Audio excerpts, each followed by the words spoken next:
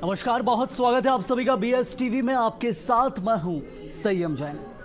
मध्य प्रदेश और छत्तीसगढ़ में मतदान को लेकर खास कवरेज लगातार जारी है। विजय पथ जो मध्य प्रदेश में और छत्तीसगढ़ में मतदान हो रहा है। छत्तीसगढ़ की 70 सीटों पर वोट डाले जा रहे हैं तो मध्य प्रदेश की 230 सीटों पर मतदान लगातार जारी है। लेकिन कुछ सीटें हैं, बालाघाट जिले की 3 सीटें जहां पर दोपहर 3 बजे तक मतदान होना है। क्या कुछ वहां रहा मतदान प्रतिशत वो भी आपको बताएंगे, और मध्य प्रदेश की अलग अलग सीटों पर क्या कुछ मत प्रतिशत अब तक निकल कर आया है उसके भी आंकड़े आपसे साझा करेंगे। लेकिन मतदान को लेकर आज का ये दिन बहुत खास है।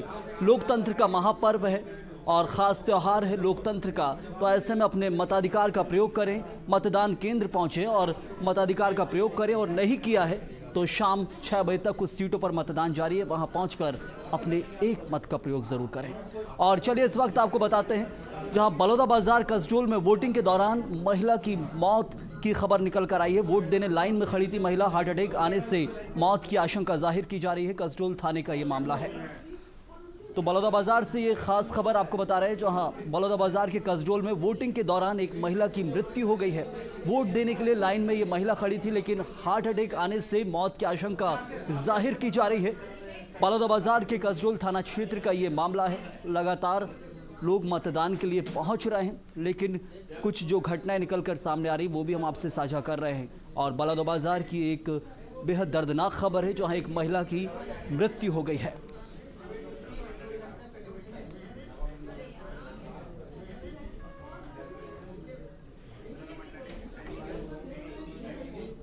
मंडला जिले की निवास विधानसभा से भाजपा प्रत्याशी फग्गन सिंह कुलस्ते ने मतदान किया है। केंद्रीय मंत्री फग्गन सिंह कुलस्ते ने अपनी धर्मपत्नी के साथ अपने मत का प्रयोग किया है। वहीं उन्होंने दावा किया कि एक बार फिर भारी मतों से भाजपा की ही सरकार बनेगी।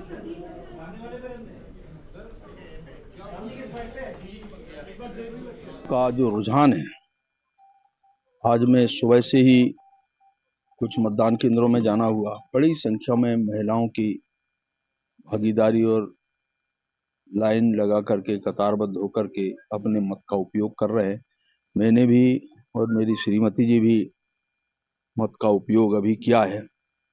ये अनुमान आप इससे लगा सकते हैं कि मतदाताओं का जो रुझान दिख रहा है उससे बहुत बड़ा निर्णायक स्थिति में, विशेष तौर से इस विधानसभा क्षेत्र में सुबह में जब पहली बार 7:30 बजे कापा में पहुंचा तो बहुत बड़ी संख्या महिलाओं की थी। तो महिलाओं का उत्साह मतदान के प्रति बहुत बड़ा है।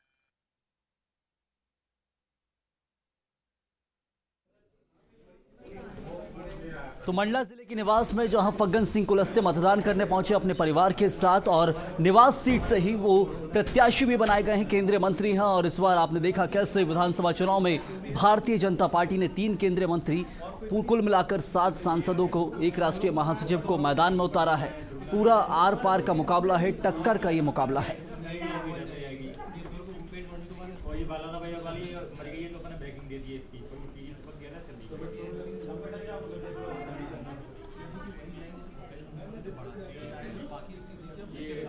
और अब खबर भोपाल से देखिए जहां मतदान में मुस्लिम महिलाएं भी बढ़ चढ़कर हिस्सा ले रही हैं। लंबी कतारों में खड़ी नजर आई हैं मुस्लिम महिलाएं। अच्छे प्रत्याशियों के लिए मतदान करने की बात कही है, उनसे चर्चा की गई तो कहा कि अच्छे प्रत्याशी का चुनाव करना है। मतदान के लिए पहुंचे हैं, विकास के मुद्दे पर वोट डाल रहे हैं। तो लगातार जहां सभी लोग मताधिकार का प्रयोग कर रहे हैं और मुस्लिम महिलाएं भी भोपाल में बड़ी संख्या में मताधिकार का प्रयोग करने पहुंची हैं। राजधानी भोपाल के साथ मध्य प्रदेश में वोटिंग का सिलसिला जारी है। आप देख सकते हैं यहाँ पे लंबी लंबी कतारें राजधानी भोपाल के इस भारत टाकीज के पास जो पोलिंग बूथ बनाया गया है वहाँ पर लगी हुई है।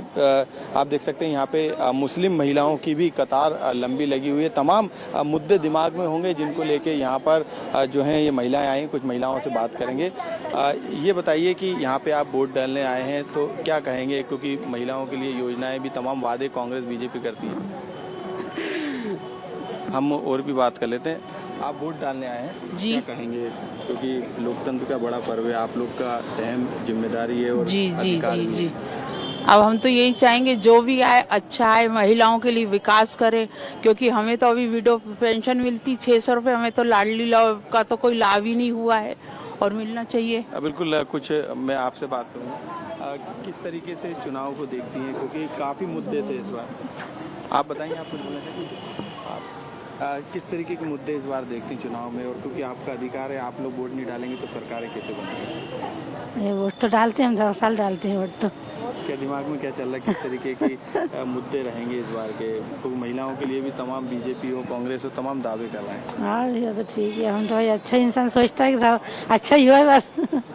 बिल्कुल, यहाँ पे तमाम जो महिलाएं थी उनका यही कहना है कि कोई भी चुनकर आए लेकिन उनका वोट करने का अधिकार है। यही कारण है कि लगातार किसी भी वर्ग से हो, तमाम वर्ग के लोग जो है इस समय वोटिंग के लिए लगातार मध्य प्रदेश के हर जिले में इसी तरीके से पोलिंग बूथ पर पहुंच रहे। कैमरामैन साजिद के साथ मनोज राठौर, BSTV भोपाल।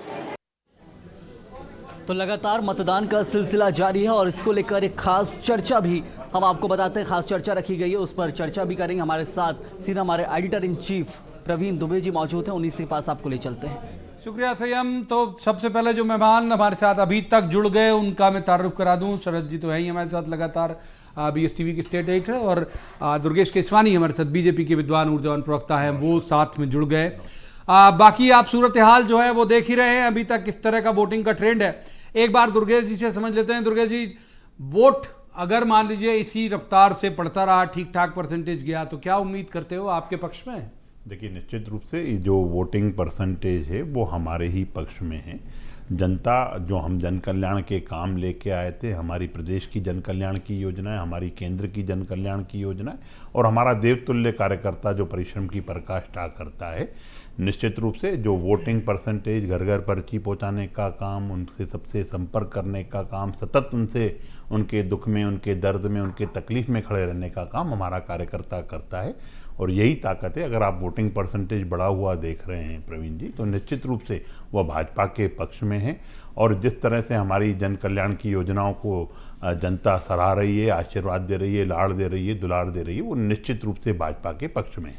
दुर्गा जी, एक बात है, अभी तो कोई फाइनल फिगर आए नहीं, 6 बजे तक का वक्त है, उसके बाद चुनाव आयोग जारी करेगा डाटा, लेकिन जिस स्पीड से बढ़ रहा है उससे लग रहा है कि भाई उम्मीद करना चाहिए कि 70+ तो होना ही चाहिए, पार कर जाएगा।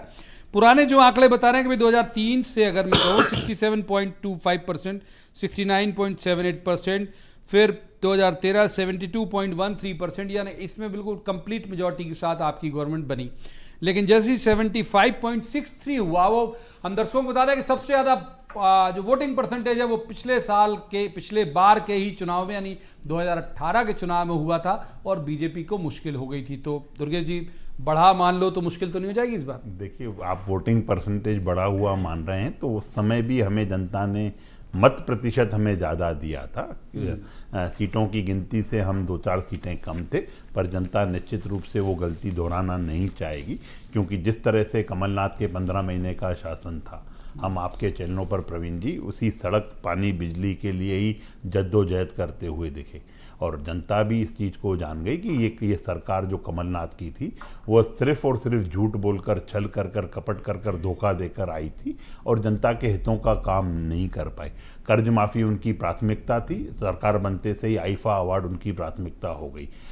कन्यादान योजना की वो बात कर रहे थे, जैसे ही सरकार बनी आईटा अवार्ड की बात करने लग गए।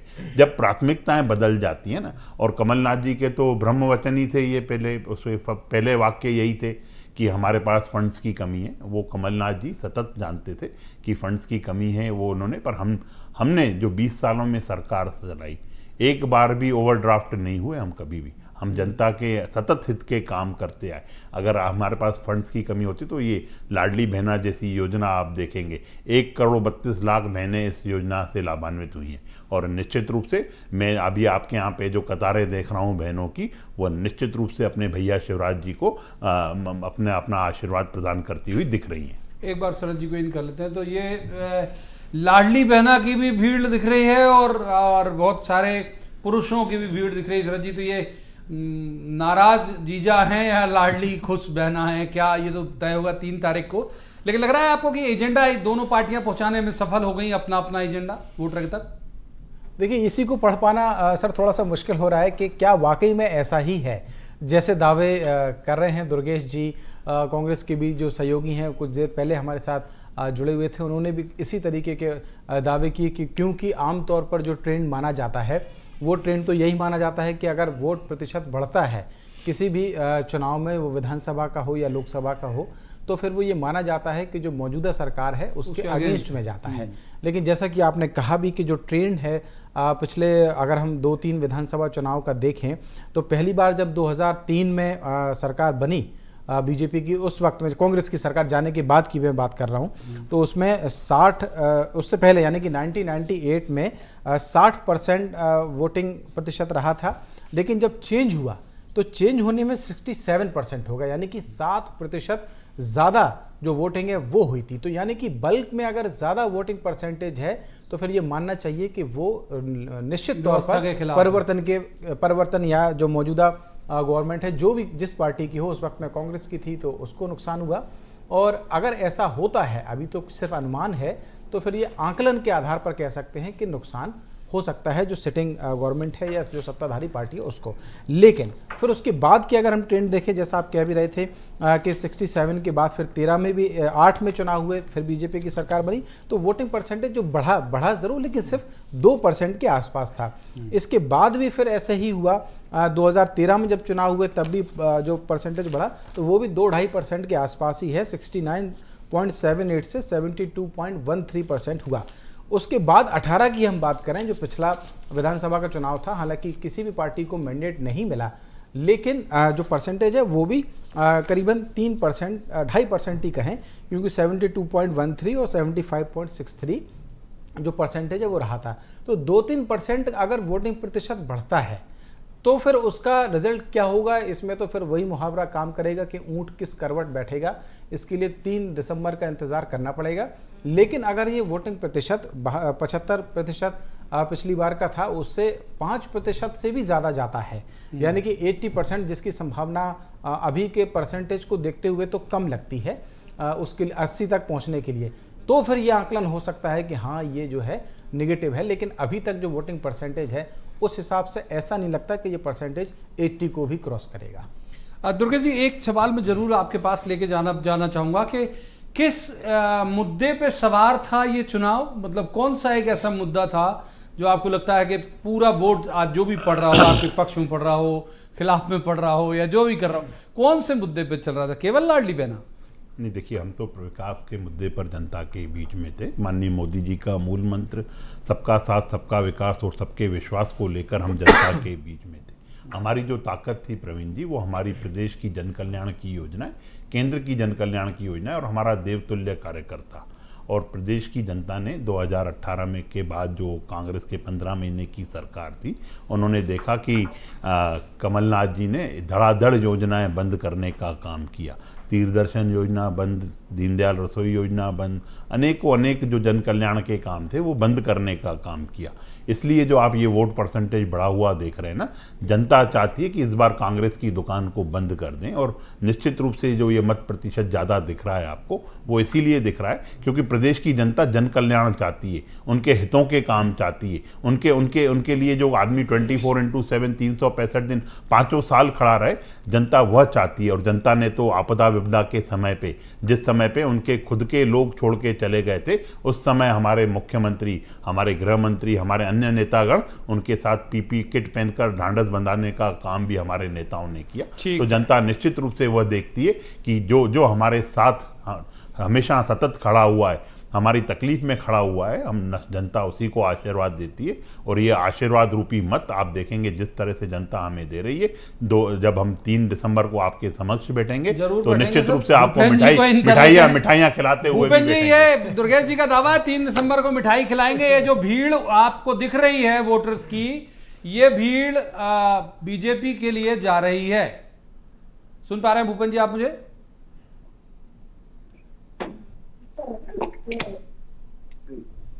भूपेन जी सुन पा रहे हैं क्या आप मुझे?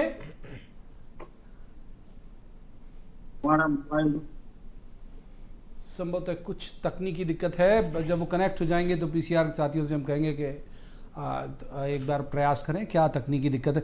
ये जो शरद, एक जो बड़ी बात है वो इस पूरे मसले को लेके जितने बड़े बड़े नेता दांव पर लगे शब्द अभी तो हम उच्चारित कर ही सकते हैं, नतीजे आ जाएंगे तो हो सकता है हम कहें कि वो काम आ गए। और उनके नाम से ही वोट मिल गया। अभी तो दांव पे लगे, प्रधानमंत्री नरेंद्र मोदी दांव पे लगे हैं, अमित शाह की रणनीति दांव पे लगी है, वहाँ से राहुल दांव पे लगे हैं कि भाई ये तय हो जाएगा कि वो चुनाव जिताऊ मटेरियल हैं या नहीं। प्रियंका पे एक ब्लेम यूपी का आता भी है कि वो यूपी में कमाल नहीं कर पाई थी।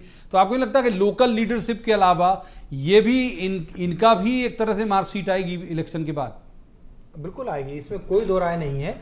और जो अंदरूनी सूत्रों की माने तो बीजेपी में जब ये नाम अनाउंस हुए 7 सांसदों के, जिनमें 3 केंद्रीय मंत्री थे, उनके नाम जब तय किए गए तो ये कहा भी गया, एक चर्चा ऐसी थी कि कहीं ना कहीं इन नेताओं को भी जो शीर्षस्थ संगठन है बीजेपी का, वो ये बताना चाहता है, वो ये आकलन भी करना चाहता है कि जो 2024 का लोकसभा का चुनाव होगा, उससे पहले इसको लिटमस टेस्ट कहा जा रहा है। 23 के जो विधानसभा के चुनाव हो रहे हैं, तो उसमें उन सबकी जो ताकत है वो परखनी चाहिए, और उस परखने के लिए ही इनके नाम अनाउंस किए गए थे।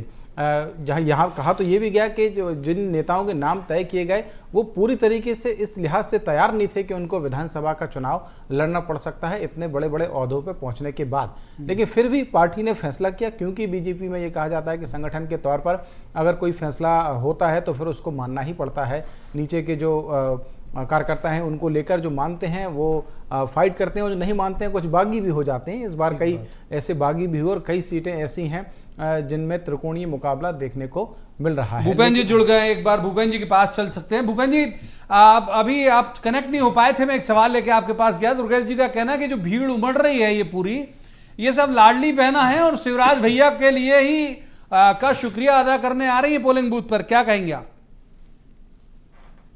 ये पूरे दिन में समझ में आ जाएगा कि जो है बड़ी मध्य प्रदेश में क्या हुआ है। 6 महीने से बुजुर्ग महिलाओं की जो पेंशन है, सामाजिक सुरक्षा की, विधवाओं की पेंशन है, दिव्यांगों की पेंशन है, परित्यक्ताओं की पेंशन है, बुजुर्गों की सारी पेंशन रोक ली गई। और 6 महीने से 600 रुपये हर महीने मिलती है।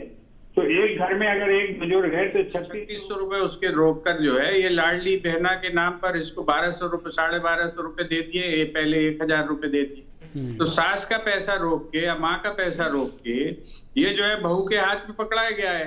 ये चालबाजी जो है प्रदेश की जनता समझ चुकी है। और ये जो 6 महीने से जो सामाजिक सुरक्षा पेंशन का भुगतान नहीं किया मध्य प्रदेश की सरकार ने, इससे इनकी बदनीयती भी समझ में आती है।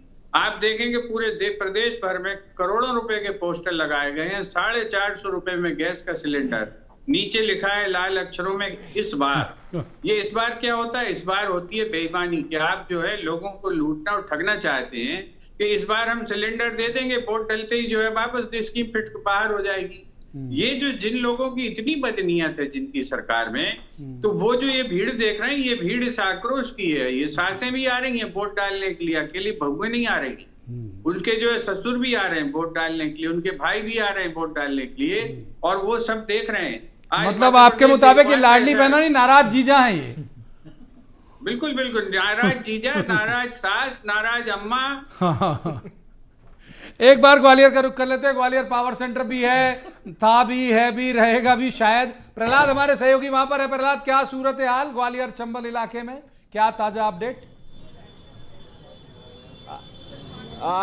जी सर, अभी देखिए कि जो वोटर हैं वो अब निकल रहे हैं और मतदान का जो प्रतिशत है वो 40% पहुंच चुका है। तो ऐसे में अंदाजा लगाया जा सकता है कि अभी 6 बजने में काफ़ी देरी है और भी मतदाता अपने घरों से निकलेंगे।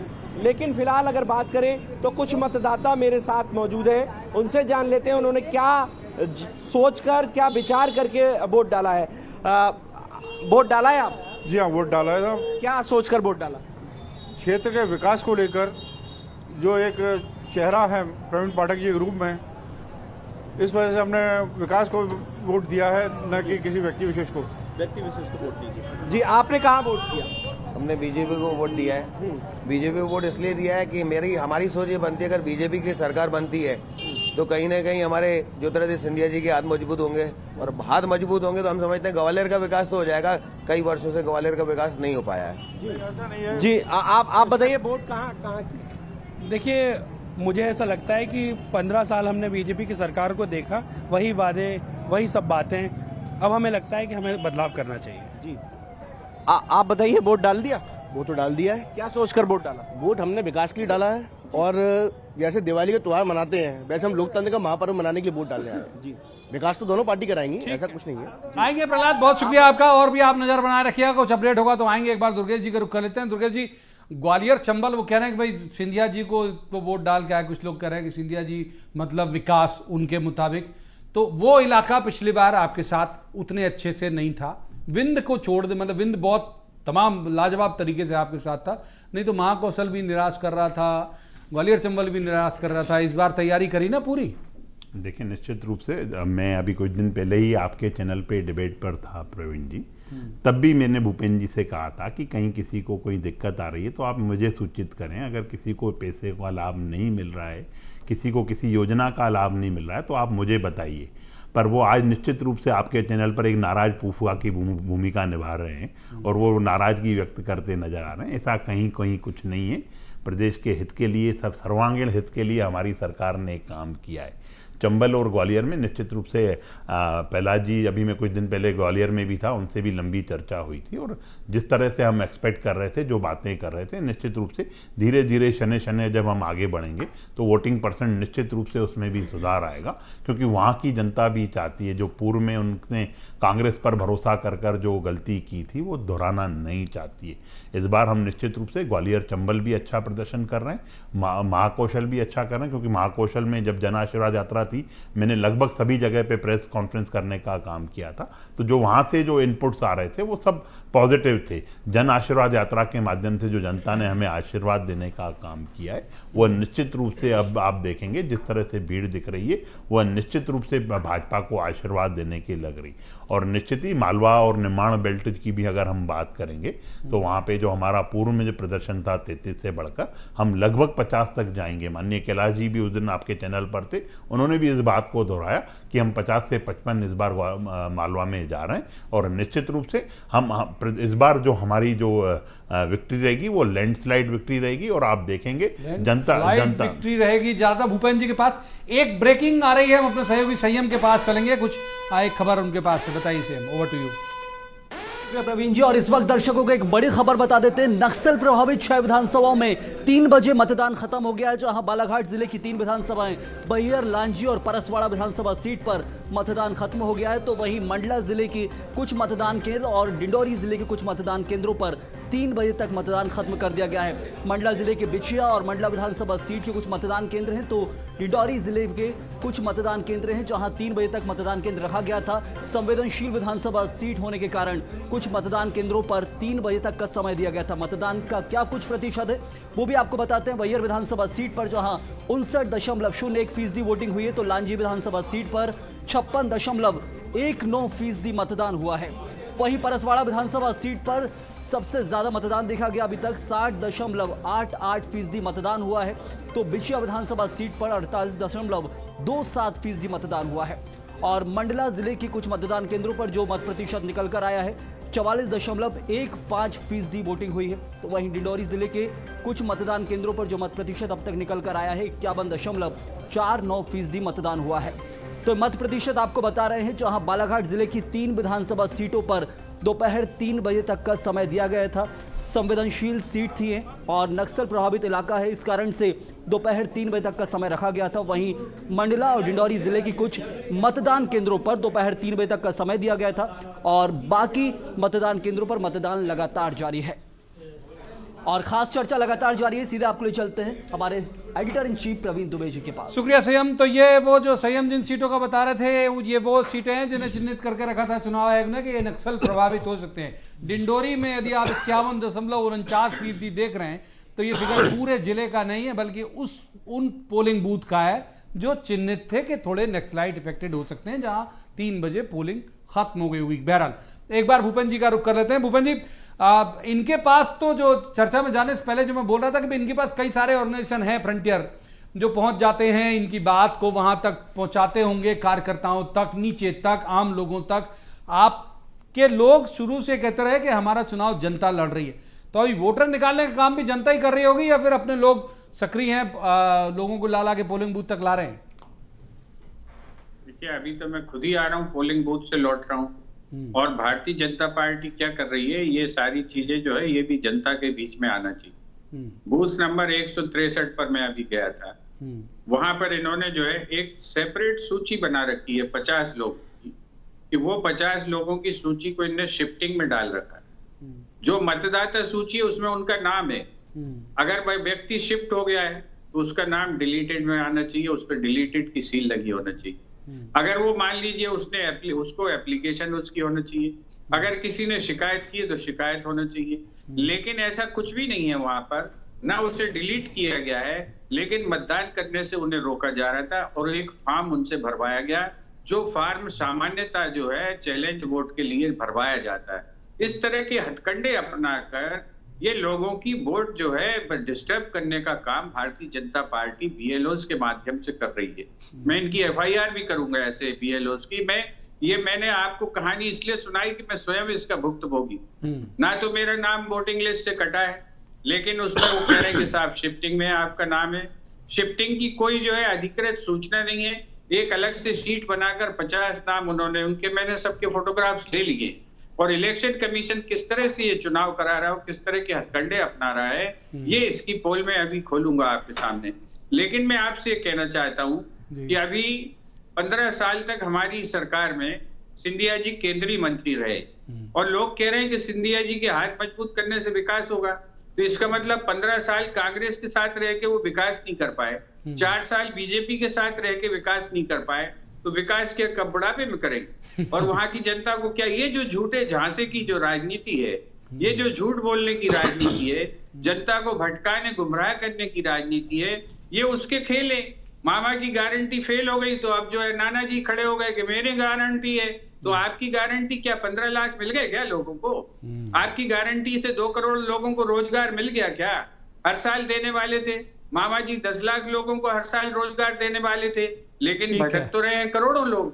ठीक है तो सर, ये जो झूठी बात, झूठ और गुमराह की जो है, गुमराह कर रहे हैं, झूठ बोल रहे हैं। आऊंगा राजेश सिरोटिया जी हमारे साथ जुड़ गए, वरिष्ठ पत्रकार हैं, बहुत अच्छे राजनीतिक विश्लेषक हैं, उनके पास ही चलते हैं। तो राजेश जी, वोटिंग का ट्रेंड कई चुनाव में आप वोटिंग का ट्रेंड देख चुके होंगे, ये अभी तक का जो है ये संतोषजनक लग रहा है आपको, या फिर इसे किस तरह से आपकी किन परिभाषाओं पर बैठता है? ये देखिए, ये वोटिंग ट्रेंड जो चल रहा है, मुझे लगता है कि ये 70 to 75% के बीच में जाएगा और 75 के ऊपर भी अगर ये चला जाता है तो इसमें कोई आश्चर्य नहीं होना चाहिए। उसके 2-3 मोटे मोटे कारण मुझे जो अभी समझ में आ रहे हैं इस पोलिंग के कि तो हिंदू मुस्लिम वोटों का कंसोलिडेशन हुआ है। मैं भोपाल की ही बात करूं तो भोपाल में मुस्लिम मतदाताओं ने ठान रखा कि भाजपा ने भले ही उनके लिए कुछ भी काम किया हो, लेकिन वो वोट जो है वो कांग्रेस को देंगे। इसी तरह बीजेपी में भी, हिंदुओं में भी एक बड़ा वोट बैंक है जो कंसोलिडेट हुआ है। वो इस नाम पर हुआ कि उनके लिए वो बीजेपी कुछ करे या ना करे, लेकिन वो वोट बीजेपी को देंगे। बीच में कुछ एक हिंदुओं का एक वर्ग है जो कांग्रेस के साथ भी और दूसरे दलों के साथ भी है। तो एक कारण तो ये है। दूसरी चीज, इस चुनाव के दौरान पहली बार जो मैंने देखा कि फ्री बीज या मुफ्तखोरी की जो घोषणाएं जो है वो इस तरह से बेतहाशा हुई हैं और होल्ड लगा के हुई हैं। उन्होंने कहा हम 1000, तो उन्होंने कहा 1500, उन्होंने कहा सब्जी मंडी जैसे जो मतदाताओं को खरीदने के लिए मूल भाव जो लगाए गए। उन्होंने कहा फ्री बिजली, तो उन्होंने कहा कि ये, उन्होंने कहा 2500 रुपये हम गेहूं की समर्थन मूल्य पर करेंगे, उन्होंने कहा हम 2700 रुपये करेंगे। उन्होंने कहा धान से 2800 रुपये करेंगे, उन्होंने कहा 3100 रुपये करेंगे। तो ये कुल मिलाकर ये जो फिर बाद में कुछ नहीं हुआ तो 5 साल जो है 80 करोड़ लोगों को जो है आपने राशन को अवधि बढ़ा दी, ठीक है ना। लेकिन इसमें एक बीच में एक बहुत बड़ा पेंच है कि जो एक मिडिल वर्ग है और जिसको कि कोरोना के नाम पर जो है रेलवे रियायतें बंद की गई थी 46 प्रकार की कैटेगरी की, वो रेल रियायतों को स्थायी रूप से बंद कर दिया गया चुनावी प्रक्रिया के दौरान। क्या हम नहीं देंगे? तो आप मतलब बाकी सारे लोगों को टेकन फॉर ग्रांटेड ले रहे हैं। क्या आपको 80 करोड़ में भार नहीं दिख रहा? आपको 800 करोड़ रुपए का जो भार आता था रियायती, सीनियर सिटीजन है, महिलाएं हैं, गरीब हैं, बुजुर्ग हैं, उनको जो फायदा मिलता था, तो वो आपको 800 करोड़ भारी पड़ रहे हैं, उसके लिए आप रेलवे पे 60,000 करोड़ का कर्ज कर रहे हैं। लेकिन 5 साल तक आप 80 करोड़ लोगों को मुफ्त में राशन देंगे, ये आपको नहीं लग रहा। तो आपकी प्रायोरिटी भी बदली हुई है, दोनों की प्रायोरिटी, कांग्रेस की भी। कांग्रेस फ्री बिजली करके मध्य प्रदेश को फिर अंधेरे युग में धकेल देना चाहता है। तो ये फ्रीबीज वाला जो मसला है, इसने भी जो है जमकर वोटिंग बढ़ाई है। अब फ्री गैस सिलेंडर कोई लें, भाजपा ने तो कहा कि हम गरीबों को फ्री सिलेंडर देंगे, कांग्रेस ने क्या कहा? कांग्रेस ने ये नहीं कहा कि गरीब को देंगे कि अमीर को देंगे, किसको देंगे किसको नहीं देंगे, कितने देंगे ये भी क्लियर नहीं है। तो ये सब ये झांसेबाजी जो जैसे शर्तें लागू नीचे लिखा रहता है स्टार बना के, वो स्टार बना रहे हैं लागू दोनों वाली चीजें। दुर्गेश जी को इन कर लेते हैं, इस कारण से वोटिंग ज्यादा हो रही है। इस कारण से दुर्गेश जी, जब इतने सारा राजेश जी भी कह रहे हैं, भूपेंद्र जी ने भी कहा कि इतनी मुफ्त की योजनाएं सब करा दिया, सब कर दिया, फिर भूपेंद्र जी की भाषा में, आरोप मेरा नहीं, गड़बड़ियां क्यों करा रहे हो भाई? क्यों आप कमलनाथ जी ने 11 बजे प्रेस कॉन्फ्रेंस करके कहा कि गड़बड़ियां करा रहे हो, आपका एसपी पार्टी वर्कर की तरह काम करता है। भूपेंद्र जी भी कह रहे हैं चुनाव आयोग को तक आप लोग शामिल कर ले रहे हो। देखिए, कांग्रेस में हताशा और निराशा का माहौल है, क्योंकि जिस तरह से आप बम्पर वोटिंग देख रहे हैं, जनता का उत्साह देख रहे हैं, उससे हताशा और निराशा में घिरे हुए हैं। और हार तो पहले ही दिग्विजय सिंह ने भी स्वीकार कर दी कि ईवीएम का कुछ गड़बड़ी होगी, ये सब आरोप लगाने का काम किया है। और कांग्रेस तो यही इस पहले ही भांप चुकी है उस चीज़ को, इसलिए कमलनाथ जी और भूपेंद्र भाई भी ये इस तरह की बातें कर रहे हैं। कहीं ऐसे कहीं कुछ गड़बड़ी थी तो पहले भी तो आप शिकायत कर सकते थे ना, शिकायत के लिए सेल बना रहता है। क्यों आपका शिकायती सेल आराम करता हुआ दिख रहा है? क्योंकि वो भी निराश हो चुके हैं कि जनता उनके साथ नहीं है। जनता तब साथ होती है, जैसा आदरणीय राजेश जी ने भी कहा, जब आप उनकी दुख में, दर्द में, तकलीफ में खड़े रहने का काम करते हो। जब आप उनके कोरोना जैसे काल की भी उन्होंने बात की, तो जब उसमें आपदा विपदा में भी जब आप खड़े रहते हो। ये तो उस समय आपदा विपदा में तो ट्विटर पे व्यस्त थे कमलनाथ जी, और कमलनाथ जी तो पूरा कार्यकाल ही उनको ट्विटर पे ही चुड़िया उड़ाते हुए रहे। जनता के बीच में इनका कोई मतलब नहीं है। इनके सुरजेवाला कहते हैं जनता राक्षस होती है, कमलनाथ जी कहते हैं जनता से हमें कोई लेना देना नहीं है। जब आपको ये सब करना ही नहीं है तो ये हार और हताशा उसी की वजह से होती है। जनता निश्चित रूप से आशीर्वाद दे रही है, और आप मैं आशीर्वाद दे रही है प्रवीण जी। और मैं तो आपको बोल रहा हूँ कि 3 तारीख को हम आपके इसी चैनल पर मिठाई लेकर बैठेंगे। अरे बिल्कुल, मैं तो हर बार पीसीआर कर देता हूं। जनता हमें आशीर्वाद दे रही है, और मैं इस समय आपका भी धन्यवाद करना चाहूंगा, क्योंकि BSTV जनता से जुड़े हुए मुद्दे उठाता है, जनता के हित की बात करता है, जनता से जुड़ी हुई चीजें दिखाता है। और निश्चित रूप से लोकतंत्र के इस महापर्व में आपने भी जो आहुति दी, जो जागरूकता के लिए आपने काम किया, निश्चित रूप से आपका चैनल साधुवाद का पात्र है। एक बार शरद जी को इन कर लेते हैं। शरद, ये 11 बजे, मतलब अमूमन हमने कम देखा है कमलनाथ जी की फंक्शनिंग। 11 बजे प्रेस कॉन्फ्रेंस करके और गड़बड़ी हो रही। 11 तो बहुत जल्दी हो गया ना, 7 बजे से तो वोटिंग ठीक से शुरू हुई थी। क्या वजह हो सकती है कि वाकई बीजेपी हार की वजह से ऐसा कुछ कर रही है क्या, कि कमलनाथ जी को सामने आना पड़ा? देखिए, ये तो आरोप प्रत्यारोप हैं। अगर ऐसा कुछ है तो फिर निश्चित तौर पर अगर कोई गंभीर आरोप होगा तो चुनाव आयोग उस पर संज्ञान लेगा ही। लेकिन हाँ, अगर यहाँ की बात छोड़ दें तो ग्वालियर चंबल संभाग, हालांकि वहाँ पर चुनाव कराना हमेशा से चुनाव आयोग के लिए एक बड़ी चुनौती होती है। वहाँ से जरूर बाई इलेक्शन के वक्त भी बहुत हंगामा हुआ था। बिल्कुल। तो वहाँ से कुछ ऐसी खबरें ज़रूर आई हैं जिसमें दोनों पक्षों के बीच में, हालांकि ऐसा नहीं कि एक तरफा कोई ऐसी बात हो, दोनों पक्षों की ओर से वहाँ दिमनी से तो फायरिंग की खबर भी है, फिर एक बार फिर से वहाँ पर कुछ विवाद हुआ है, तो अतिरिक्त जो पुलिस बल है वहाँ पर वो तैनात करना पड़ा है। इसके अलावा लाहौर से भी जो प्रत्याशी हैं उनको नज़रबंद किया गया है, ऐसी खबरें आई। भिंड में भी जो प्रत्याशी हैं उनको नज़रबंद किया गया। तीनों जो प्रमुख हैं पार्टियों के, BJP, कांग्रेस और वहाँ BSP, तो उनको भी नज़रबंद किया गया। तो ऐसी खबरें ज़रूर आ रही हैं जो आम तौर पर जो चुनाव होता है तो ग्वालियर चंबल संभाग की अगर हम बात करें तो वहाँ से देखने को मिलती है, और वहाँ को लेकर अतिरिक्त जो सतर्कता है वो चुनाव आयोग बरतता है। हालांकि बीजेपी का एक जो प्रतिनिधिमंडल है वो कुछ देर पहले चुनाव आयोग यहाँ भोपाल में पहुँचा था। वहाँ पर उन्होंने दिमनी के संदर्भ में शिकायत दर्ज कराई है और ये आरोप लगाया है कि दूसरा पक्ष यानी कि कांग्रेस की ओर से जो ऐसी बातें हैं, यानी कि जो झगड़ा वहाँ हुआ, जो विवाद की स्थिति बनी, उसके लिए उन्होंने दूसरे पक्ष को जिम्मेदार बनाया है। तो पक्ष और विपक्ष यानी कि दोनों तरफ से जो आरोप प्रत्यारोप हैं उनके दौर अभी चल रहे हैं। ठीक है, अपने सहयोगी संयम के पास हम चलना चाहेंगे। कुछ वो उनके पास एक कोई नया अपडेट है? ओवर टू संयम। जरूर प्रवीण जी, और इस वक्त दर्शकों को एक और खास खबर बता देते हैं। मध्य प्रदेश में जैसे दोपहर 3 बजे तक मतदान खत्म हुआ है, ठीक ऐसा ही छत्तीसगढ़ के भी कुछ संवेदनशील मतदान केंद्र है जहां पर दोपहर 3 बजे मतदान खत्म हो चुका है। विंद्रा नवागढ़ विधानसभा क्षेत्र के 9 मतदान केंद्रों में 3 बजे तक का मतदान का समय दिया गया था। सुबह 9 बजे से दोपहर 3 बजे तक 9 मतदान केंद्रों में मतदान का समय दिया गया था। नाम आपको बता देते हैं, कामरा बहोदी, आमामोरा, ओड़, बड़े गोबरा, गवरगांव, गरीबा, नागेश, सहनी, कबछार, कोदोमाली में मतदान का समय खत्म हो गया है। दोपहर 3 बजे तक ही यहां मतदान का समय दिया गया था। संवेदनशील और अति संवेदनशील मतदान केंद्रों की श्रेणी में इन मतदान केंद्रों को रखा गया था और इसलिए दोपहर 3 बजे तक का मतदान का समय दिया गया था। दूसरे चरण में भी बिंद्रा नवागढ़ विधानसभा क्षेत्र के 9 मतदान केंद्रों पर दोपहर 3 बजे तक मतदान का समय था और वो समय अब खत्म हो चुका है। लोग जो पोलिंग बूथ के अंदर पहुंच चुके हैं वो अपना मताधिकार का प्रयोग कर रहे हैं, बाकी एंट्री बंद कर दी गई है। संवेदनशील क्षेत्र होने की वजह से सुबह 7 बजे से दोपहर 3 बजे तक मतदान का समय था और इन क्षेत्रों में, इन मतदान केंद्रों पर अब मतदान का समय बंद हो चुका है। जो लोग पोलिंग बूथ में पहुंचे हैं वो अपने मताधिकार का प्रयोग कर रहे हैं और लगातार देखा कि कैसे मत प्रतिशत भी बढ़ता जा रहा है। मध्य प्रदेश और छत्तीसगढ़ में आंकड़े निकलकर सामने आ रहे हैं, धीरे धीरे मत प्रतिशत बढ़ रहा है। कुछ कुछ सीटों पर 2018 के जो रिकॉर्ड है वो टूट रहे हैं, तो शाम 6 बजे तक भी जहां कुछ सीटों पर मत प्रतिशत लगातार बढ़ता हुआ देखा जाएगा।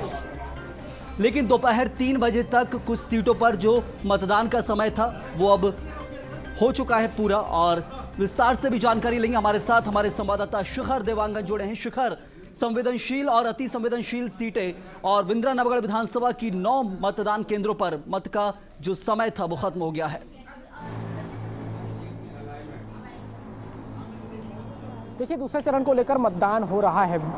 70 विधानसभा सीटों पर ये मतदान है और 3 बजे तक के जो आंकड़े निकलकर सामने आए हैं, 55.31% मतदान 70 विधानसभा सीटों पर हो चुका है। इसके साथ ही अगर बात की जाए तो निर्वाचन आयोग ने जो संवेदनशील इलाके हैं उन संवेदनशील इलाकों में मतदान के लिए सुबह 7 बजे से दोपहर 3 बजे का समय जो है वो तय किया था। उसमें जो दूसरे चरण का जो मतदान हो रहा है उस दूसरे चरण के मतदान में एकमात्र सीट बिंद्रा नवागढ़ की सीट है, गरियाबंद जिले में है और इस बिंद्रा नवागढ़ सीट के सिर्फ 9 मतदान केंद्र हैं जो अति संवेदनशील इलाकों में आता है और इन्हीं 9 मतदान केंद्रों में सुबह 7 बजे से दोपहर। शिखर, तो मत प्रतिशत बढ़ा है कुछ सीटों पर और आंकड़े भी धीरे धीरे साफ होंगे। बहुत शुक्रिया आपका शिखर इस खास जानकारी के लिए। हम आपका भी, और एक बार फिर से चर्चा को आगे बढ़ाते हैं। बहुत सामान्य सी बात है, भाई चुनाव आयोग ने तय कर दिया कि 3 बजे तक वोटिंग होगी तो 3 बजे तक होगी। अब इसमें 6 यहाँ के भी और 6 वहां के भी या 7 जो मतदान केंद्र हैं वो शामिल हो गए। खैर, भूपेन जी को इन करते हैं। भूपेन जी, अभी इस ब्रेकिंग के पहले ये बात कही जा रही थी कि भाई कांग्रेस को अचानक से ये क्यों लगा कि गड़बड़ी जो है वो हो रही है, बहुत ज्यादा हो रही है। और जैसे शरद बता रहे थे कि बीजेपी चुनाव आयोग पहुंची है आपके खिलाफ कि आप तो खुद करा रहे हो गड़बड़ी, ऐसा आरोप लगा रही दिमनी में। तो जो है कांग्रेस पार्टी की गड़बड़ी करा सकती है, आपको शरद जी से पूछिए जरा। नहीं, शरद जी नहीं कह रहे, बीजेपी पहुंची है, बीजेपी चुनाव आयोग पहुंची है, ये इनपुट दिया है शरद जी ने। ये जो है इनका तो केंद्रीय मंत्री जा रहा है पटियाल से शिकायतें लेके। वैष्णव जी काय के लिए गए थे चुनाव आयोग सिर्फ दवा बनाने के लिए। ये जो है इनकी हालात इतनी पतली, मैं तो खुद हो गई हूँ ना, मुझे भी टालने से मना किया गया, तब जाके मैं आपके कैमरे पे ये शिकायत कर रहा हूँ, मेरे पास रिकॉर्ड है सारी चीजों। ये जो है इनने किस तरीके से हथकंडे अपना रहे हैं इसका खुलासा भी होगा। ऐसे थोड़ी कि हमेशा जो है ये बदमाशी चलती रहेगी। सही कहा मुकेश तिवारी ने वहां पर जो इंदौर में कि हम जो है चुनाव के लिए ताकत तो जुटा लोगे मगर खालिस्तान कहाँ से लाओगे। वो जो है उस स्तर पे जो है चीजें जा रही हैं, ये दिखाई पड़ रहा है लोगों को। जब मेरा, आप बताइए कि मैं अगर वोटर लिस्ट में मेरा नाम है और मैं शिफ्ट हो रहा हूँ तो या तो मेरा नाम उस वोटर लिस्ट से डिलीट होना चाहिए। वोटर लिस्ट में नाम भी है, बिल्कुल शिफ्टिंग की अलग से एक शीट बना रखी। ये बदमाशियां चल रही। मंतव्य क्या लग रहा होगा आपको इसके पीछे? ये भोपाल आपको पकड़ में आ गया, बाकी और भी जगह हुआ होगा, आपको ऐसा लगता है? आपको नाम बता देता हूँ। मनीष दीक्षित का वोट गायब है, विजय तिवारी का वोट गायब है, शशिकांत त्रिवेदी का वोट गायब है। कितने नाम बता दूं, मेरे पास सूचियां आ रही। एक आदमी के घर में जो है जबरन के जो है 2 आदमियों के नाम जुड़ गए, बुढ़े बुढ़िया रहते हैं, दरवाजा भी खटखट 6 बार होता है तब खोलते हैं, उनमें 2 नए वोटर के नाम रजिस्टर करते हैं। ये पूरा खेल चल रहा है मध्य प्रदेश। इस तरह से अगर चुनाव आयोग चुनाव करा रहा है आपको एक और घटना बता देता हूँ। बताइए। पैसे देने गए बीजेपी के लोग जो है पोहरी में एक गांव में, वहां पर आदिवासियों का गांव था, उनने पैसे लेने से मना कर दिया तो उनकी पिटाई की गई। पैसे लेने से मना करने पर वो आदिवासियों ने थाना घेरा, थाने में रिपोर्ट कराने गए तो उनकी रिपोर्ट नहीं लिखी गई। मैंने खुद एसपी से बात की है, एसपी का जवाब ये था कि हमारा काम यही रह गया है क्या। मैंने कहा फिर आप ये वर्दी सरेंडर करिए और अपने दूसरी कोई नौकरी कर लीजिए। अगर कोई आदमी एप्लीकेशन दे रहा है और उस पर आपका थाना रिसीप्ट नहीं दे रहा है तो एसपी का जवाब ये है कि हमारे साथ पुलिस इसी काम के लिए बैठी हुई है, तो फिर काय के लिए बैठी हुई है, नौकरी क्यों कर रहे हैं भाई। दूसरी नौकरियां ढेरों पड़ी हुई हैं। इस स्तर पर जब जहां पर जो है प्रशासन काम कर रहा है, इस स्तर पर जो है पुलिस प्रशासन का दबाव बनाकर आप चुनाव करा रहे हैं, इसको चुनाव आयोग को संज्ञान लेना चाहिए। इसका चुनाव आयोग खुद अपनी प्रेस कॉन्फ्रेंस में कहा है कि 4000 उनके पास शिकायतें आई हैं, उसका संज्ञान लिया है। डिस्पोजल क्या किया आप? ये इसकी जनता को नहीं जानना चाहिए कि आपके पास जो शिकायतें आई हैं उनका डिस्पोजल क्या किया आप? संज्ञान में लिया है। संज्ञान क्या होता है? उसका डिस्पोजल भी होना चाहिए, उस पर कार्रवाई भी होनी चाहिए। ठीक है, ये मध्य प्रदेश की हालत है। और ये जो है इसके बावजूद जनता इनको धूल चटाने वाली, जनता धूल चटाने वाली। एक बार राजेश जी को इन कर लेता हूं मैं।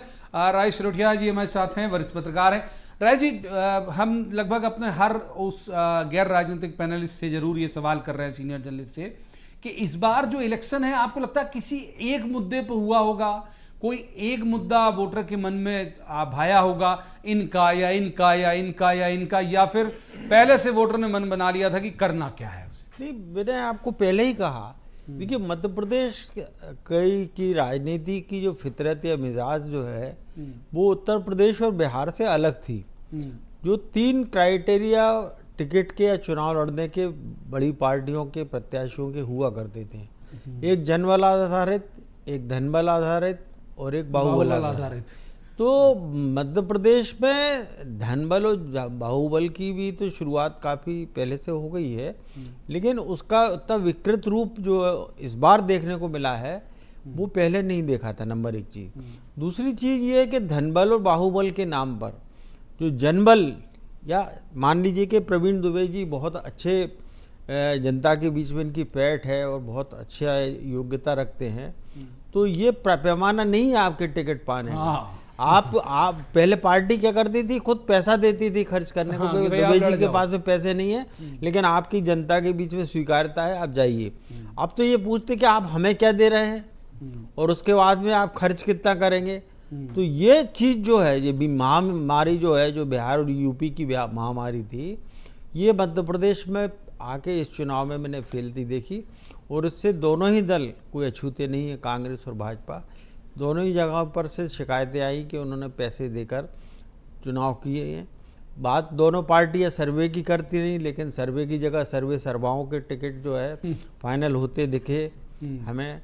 और क्योंकि जो राजनीति में 3 फैक्टर होते हैं, जनयन, जरूरी और मजबूरी। ये वोटिंग परसेंट में हम आपको दिखा देते हैं स्क्रीन पे। अभी तक एमपी में 60.45% मतदान हुआ, छत्तीसगढ़ में 55.31% मतदान। आप अपनी स्क्रीन पर देख रहे होंगे कि मध्य प्रदेश और छत्तीसगढ़ का 3 बजे तक का मतदान प्रतिशत जो है वो जारी हुआ है। अभी लगभग 4 बज रहे हैं, मतलब आप अंदाज लगा लीजिए कि ये बढ़ते जा रहा है। जैसे राजेश सिरोठिया जी को आपने सुना था कि ये कंटिन्यू होगा और ये कह रहे थे कि भाई बहुत आगे भी जा सकता है। ये आप देख रहे होंगे एमपी छत्तीसगढ़ के अभी 3 बजे तक का जो वोटिंग परसेंटेज है आपकी स्क्रीन पर दिख रहा है। एमपी में बहुत अच्छा वोटिंग परसेंटेज है, 60.45% हो चुका है एमपी में, और छत्तीसगढ़ में 55.31% मतदान हुआ है। शरद जी एक बार निकल लेते हैं, ये क्या संकेत फिर से एक बार सर? देखिए, इससे पहले भी सर जैसे अपन आकलन कर रहे थे कि अगर ये जो वोटिंग परसेंटेज है, हालांकि तो कुछ देर पहले मैंने कहा था कि मुझे ये डाउट है कि 75+ जाएगा, लेकिन अगर 3 बजे तक के आंकड़े ही 60% से ज़्यादा के हैं तो फिर कोई दो राय नहीं है। जैसा राजेश जी कह भी रहे थे कि ये परसेंटेज 75+ भी जाएगा, और अगर ये जाता है जैसा कि दिख रहा है तो फिर वो जो फॉर्मूले पुराने राजनीतिक विश्लेषकों के चले आ रहे हैं, जिन्हें हम जैसे या और जो वरिष्ठ पत्रकार हैं जो फॉलो करते हैं, कि अगर वोटिंग परसेंटेज ज़्यादा रहता है, और एक बार फिर से अगर वही आकलन जो इससे पहले हमने किया था कि 1998 में 60.21% जो वोट परसेंटेज था। और उसके बाद जब 2003 में गवर्नमेंट बदली थी मध्य प्रदेश में, तो फिर 7% तक, करीब करीब 7% जो वोटिंग परसेंटेज है वो बढ़ा था। और ये वोटिंग परसेंटेज हालांकि बाद में बढ़ा, लेकिन वो 2-3% ही बढ़ा। और उसमें जो परिवर्तन है वो कोई एक तरफा या किसी ट्रेंड सेट करता हुआ नहीं दिखाई दिया था। लेकिन इस बार अगर 3 बजे तक 60% हो गया है तो निश्चित तौर पर ये 75+ जाएगा, इसमें कोई दो राय नहीं है। क्योंकि 2 घंटे का 5 बजे तक का, और फिर उसके बाद लास्ट में भी, क्योंकि जो लोग लगे रहते हैं कतारों में, उनको भी वोट डालने की जो अनुमति है वो चुनाव आयोग की ओर से दी जाती है। तो ये 75+ जा रहा है। और जो सेट पैटर्न, जैसे मैंने कहा भी कि एक फॉर्मूला कहा जाता है कि जो मौजूदा गवर्नमेंट होती है, व्यवस्था के खिलाफ पड़ता हुआ मतदान है। दुर्गेश जी, इस पर भी आपकी टिप्पणी कि क्या ये व्यवस्था के खिलाफ पड़ता हुआ मतदान है? और दूसरा, जो भूपेंद्र जी बता रहे थे कि तमाम तरह की एजेंसियों का मिसयूज कर रहे हो आप लोग। देखिए, कहीं कोई मिसयूज नहीं है। अगर कहीं मिसयूज तो शिकायत करें जाके, ये क्यों यहाँ चैनल पर बैठकर अपनी बातें रखना है।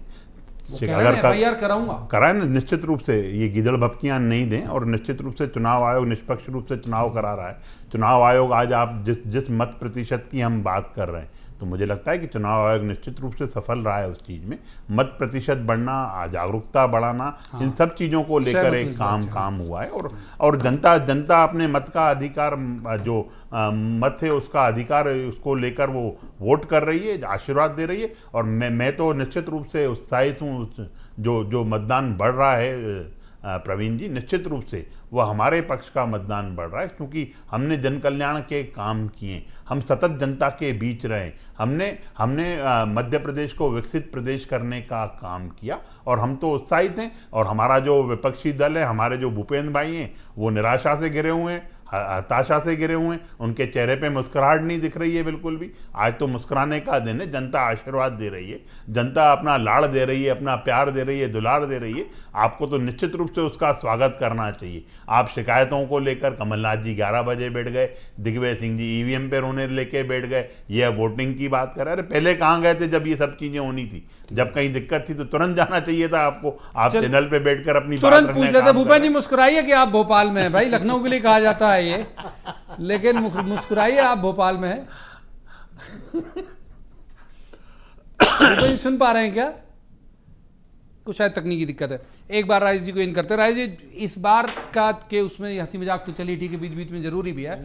ये त्रिकोणीय कहीं कहीं संभावनाएं आप देखते हैं, निर्दलीय या बागी या एमपी के लिहाज से छोटी पार्टियां, छोटी सपा या बसपा, बहुत छोटी तो नहीं है, लेकिन एमपी के लिहाज से सपा, बसपा, आम आदमी पार्टी, इनकी कोई संभावना, कोई इनका बीज रोपण नई जगह में देखते हैं आप? देखिए प्रवीण जी, बहुत अच्छा सवाल आपने किया है। मैं बार बार ये बात मेरे दिमाग में कौन रही है, और मुझे इस बात को लेकर भी आश्चर्य हो रहा था कि ये 2 पार्टी स्टेट में लोग सिर्फ कांग्रेस और भाजपा की बातें चैनल्स पर करे जा रहे थे। आपने पहली बार एक तीसरी दल की बात करी, इसके लिए आपको धन्यवाद। पहली बार बहुजन समाजवादी पार्टी 178 सीटों पर चुनावी मैदान में है। इस फैक्ट को हर कोई इग्नोर कर रहा है। जबकि 178 तो वो हैं, उसके साथ में उन्होंने गोंडवाना की 30-40 सीटों के साथ में गठजोड़ भी किया है। माने दलित और आदिवासी 2 वर्ग जो है, जो कि मध्य प्रदेश में 21% आदिवासी, 21% बोलते हैं आरक्षण के हिसाब से, लेकिन 22% करीब जो है आदिवासी है। अगर 15% दलित बोलते हैं तो 17% करीब दलित है।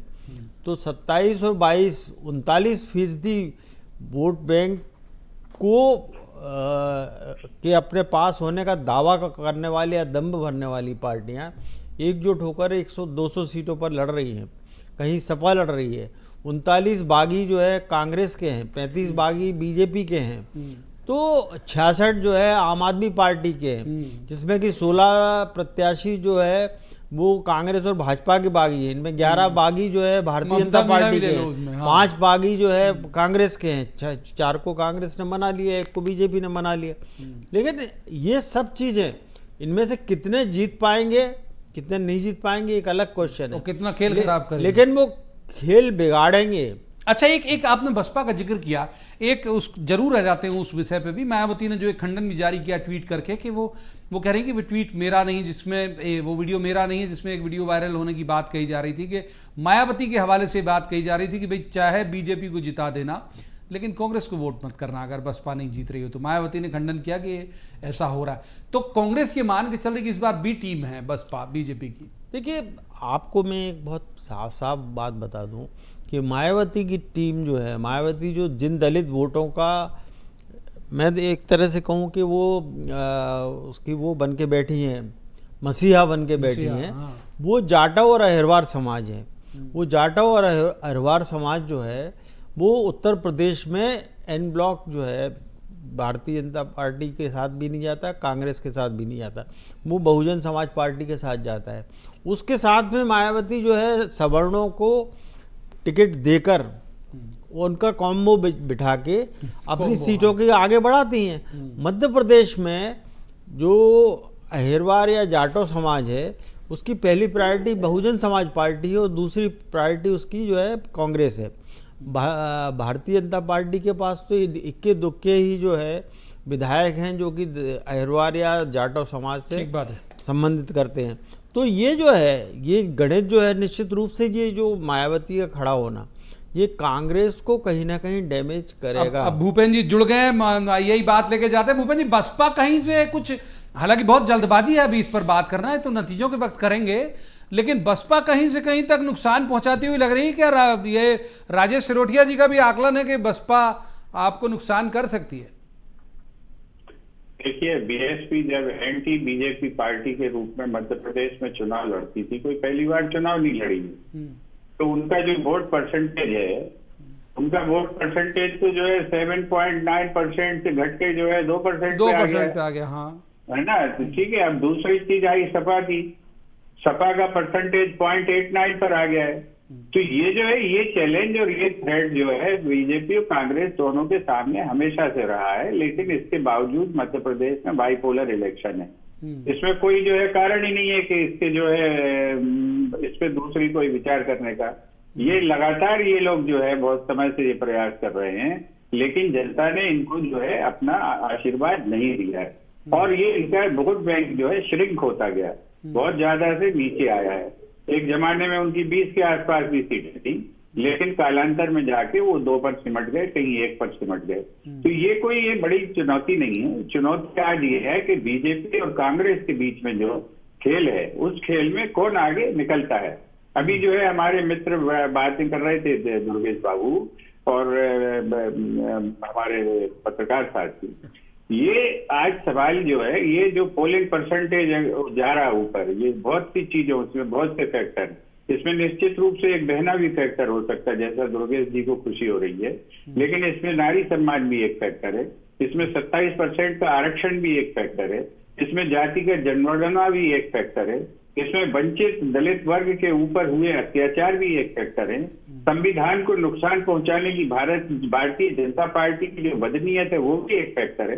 लोग बाहर निकल कर आ रहे हैं, लोगों को लग रहा है कि उनके अधिकारों को छीन लेगी अगर भारतीय जनता पार्टी के दोनों इंजन वापस आ गए तो ये पटरी उखाड़ के ले जाएंगे। आज जो गाड़ियां पटरी पे दौड़ पा रही हैं, ये जो 70 साल की एक व्यवस्था बनी थी जिससे देश जो है लगातार निरंतर तरक्की कर रहा था, उस तरक्की को अगर चौपट करना है तो ये दोनों इंजन चाहिए। आप देख रहे हैं कि गांजे की खेती हो रही है कनाडा में, एक इंजन ये काम कर रहा है, दूसरा इंजन ये काम कर रहा है कि गरीबों आदिवासियों पे पेशाब करवा रहा है। तो ये जो समस्या है, ये वोट परसेंटेज बढ़ने के कई फैक्टर, उसमें एक फैक्टर वो भी है जो दुर्गेश बाबू बता के खुश हो रहे थे। बाकी फैक्टर अगर उन्हें अच्छे लगते हैं तो इस पर भी वो मुस्कुरा सकते हैं, उन्हें मुस्कुराने चाहिए। और जो है 3 तारीख का जो रिजल्ट आएगा दतिया का, वो दुर्गेश बाबू उसके लिए तैयार रहिए, आपको सांस रोक के बैठिएगा, ठहाके बंद हो जाएंगे। ये जनता इस रास्ते पर जा चुकी है। केवल एक ही सीट के लिए क्यों चिन्हित कर रहे हैं उन्हें भाई? वो प्रदेश प्रवक्ता है, एक सीट में सिमटा दिया आपने। बताइए 230 के लिए ठहाके बंद कराइए। इनके दिल से लगी सीट है, इसलिए हमने कहा थोड़ी चोटियां मैं भी काट ली, इनने हमें काटी थी। चोटियां काट ली। चलो दुर्गेश जी, चोटियां काटी, उन्हें जवाब दे दीजिए। कहना चाहते हो प्रवीण जी, बोलिए भूपेश जी की बात फिर इनकी जवाब ले लेते हैं। हाँ, 2008 में जो है 2000 मतलब 98 से अगर बात करें तो 60% वोटिंग हुआ था। 2003 में 67% हुआ, 7% बढ़ा। उसके बाद में हर चुनाव में 8 से लेकर हर चुनाव में 3% वोट बढ़ रहा है। 2008 में 69.28% हुआ, 2013 में 72.7 हुआ, 18 में जो है 74.97 हुआ, है ना। माने इसका मतलब ये है, अगर इस ट्रेंड को देखा जाए तो 78% 3% के हिसाब से अगर हर चुनाव में बढ़ रहा है 5 साल में, तो 78% तक वोट बढ़ना कोई हैरत और आश्चर्य की बात नहीं है, क्योंकि लोगों में जागरूकता भी आ रही है। और जितने मुद्दे दुर्गेश जी ने बोले और जितने भूपेश भाई ने जोड़े, उन सबको भी मैं शामिल कर रहा हूँ, या जो मुद्दे मैंने बताए थे आपको उनको भी आप शामिल कर लीजिए।